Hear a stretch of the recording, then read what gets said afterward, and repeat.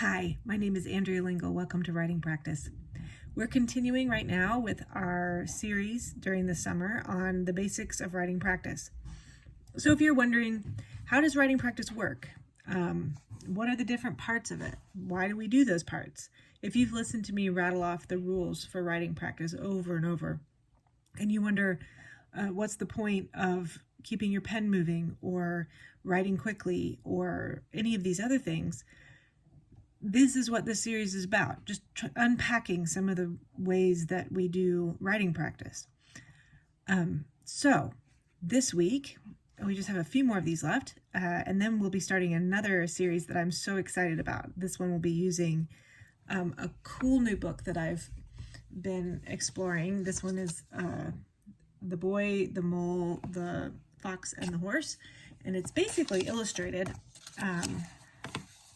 It's illustrated with little tiny words, but I'm really interested in the way that the words, the illustrations have a lot of circular motion, and that really reminded me a lot of looping when you're in writing practice. And I'm really getting interested in what the process of looping does. I mean, that, the filler between I know what I'm trying to write and I don't know what I'm trying to write.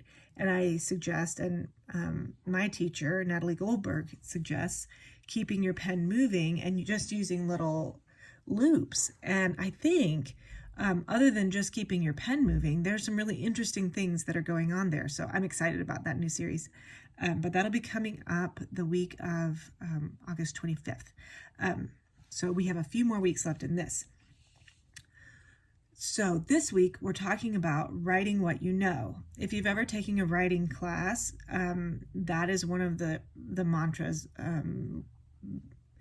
The one that you hear most is show, don't tell, and then, which is a great piece of advice. And the other mantra that you hear is write about what you know. Now, what exactly does that mean? And then I'm going to try offering some suggestions for not being constrained to writing who you are. Obviously, somebody has written beyond what they know because sci-fi and fantasy exist. And as far as I know, there aren't very many wizards or elves running around, which is a shame. But there are, because we've written it. So isn't that amazing? Writing practice and writing have brought us some things that we could have never known. But first, write about what you know. So here you are, you're writing, you're trying to visualize, you're trying to write concrete details. So you have to understand thoroughly what it is you're trying to write, because your reader is a sophisticated person who's going to see through you trying to write from a perspective that you thoroughly do not understand.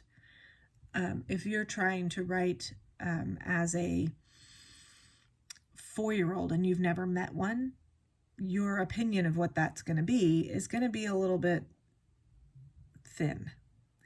So it doesn't always have to be memoir. I mean, I've written memoirs, and they're the easiest thing to write because I know my experience. That's my only experience.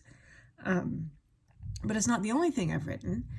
So how do you write what you know? Well, first of all, you can write from your actual world.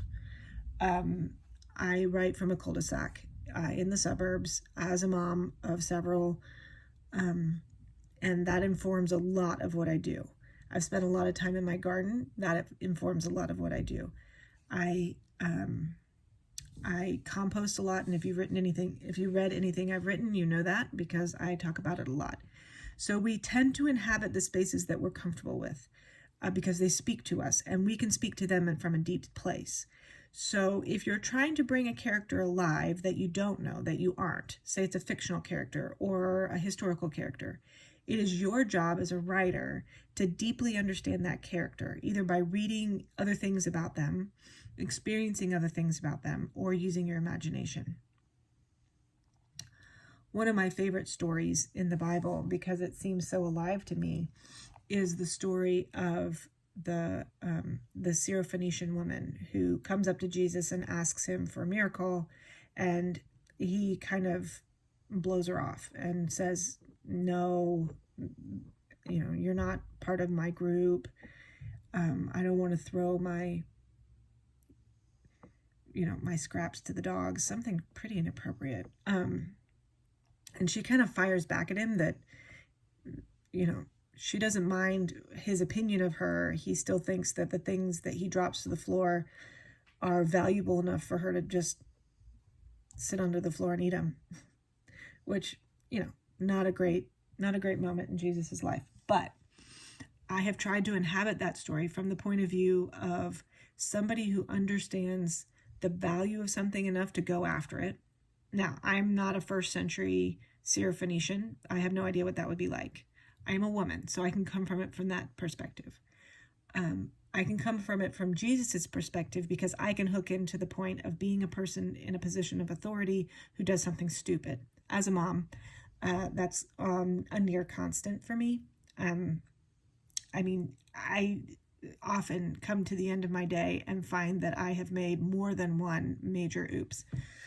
So I can inhabit that story from the point of view of Jesus, who suddenly sees through the cultural norms into a wider perspective, and he learns something from that woman. So anytime you're building a universe or building a world or inhabiting a character you don't know, figure out what it is about them that you can hook onto. Find a hook. Are they a good reader? Or do they enjoy walking? Do they enjoy gardening or cooking or smoking a pipe? Or what is it that the character really enjoys doing that you can hook into so that you can write what you know? Of course, you can write beyond what you know. You can build worlds. You can be a fantasy writer, but you have to ground it in who you are and what you're interested in. If you are somebody who really enjoys fishing, don't write your sci-fi novel about high culture or high fashion. Write it about fishing. Only put the mysterious element in as you need to. And then as you're building your world, make sure you're spending lots of time visualizing. Don't just write. Visualize what the character's doing. How do they inhabit that space? Are they clumsy? Are they awkward? Is it terrifying? What is with that space? And what is it about that person that you can hook onto? If there's nothing that you understand about that character, figure out who they are and try and read somebody else who's like that character.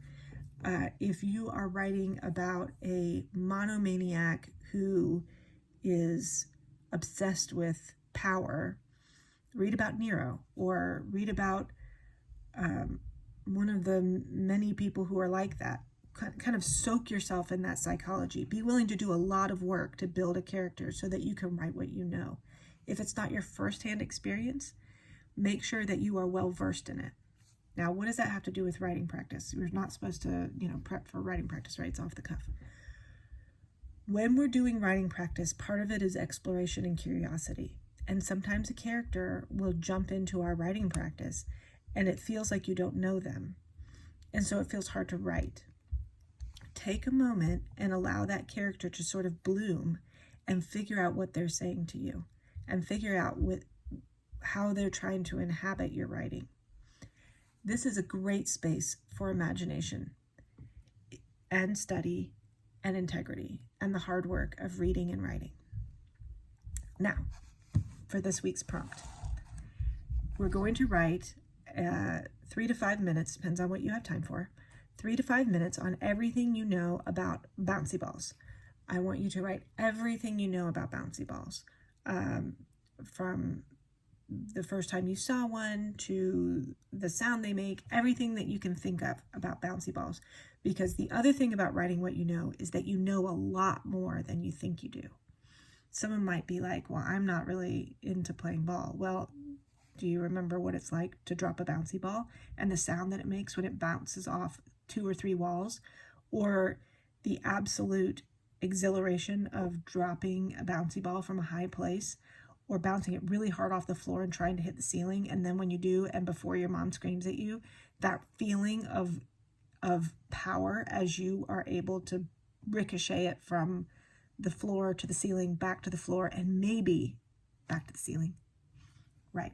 So there are lots of things that we don't know, but there are lots of things that we do know that we need to unlock. So 3 to 5 minutes, everything I know about bouncy balls. And we are off.